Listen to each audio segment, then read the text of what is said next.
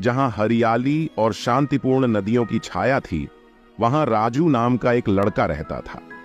राजू एक गरीब परिवार से था और एक दिन सफल व्यापारी बनने का सपना देखता था। उसकी तमन्ना के बावजूद उसे एक बड़ी समस्या का सामना था। उसके पास किसी भी व्यापार विचार के लिए पैसा नहीं था। एक दिन राजू ने सुना कि भगवान बुद्ध का एक प्रवचन निकटतम में हो रहा है। खुशियों और मार्गदर्शन के लिए उत्सुक होकर उसने तय किया कि वह पहुंचेगा। वहां की माहौल शांत थी और जैसे ही बुद्ध ने बुद्धिमत्ता और करुणा की बातें की, राजू को एक समझदारी और स्पष्टता की भावना हुई। प्रवचन के बाद राजू को भाग्यशाली अनुभव हुआ कि वह बुद्ध के सामने व्यक्तिगत रूप से मिल सकता है। विनम्रता और ईमानदारी से उसने अपनी समस्या साझा की।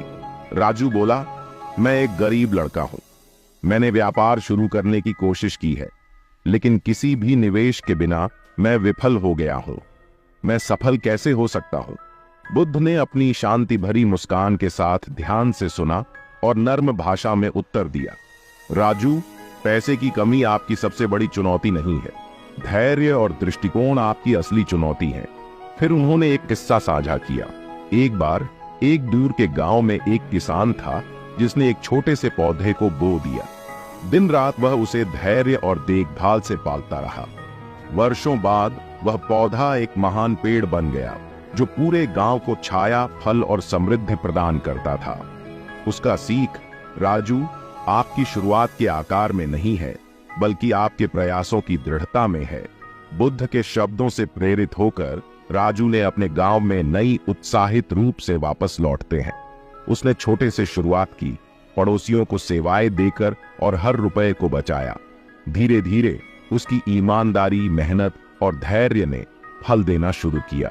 उसकी छोटी सी प्रयास से उसका व्यवसाय बढ़ा और ज्यादा ग्राहकों और अवसरों को आकर्षित करने लगा। राजू अपनी जर्नी को याद करते हुए समझता है कि सफलता सिर्फ धन में ही नहीं, बल्कि सहनशीलता और आंतरिक शक्ति में भी होती है। उसे याद आते हैं बुद्ध के विदाई शब्द, राजू, ध्यान रखना, संपत्ति तो उसी से मापी जाती है जिसे तुम देते हो और तुम जीवनों को कैसे छूते हो। और इसी तरह गांव का गरीब लड़का राजू एक सफल व्यापारी बना।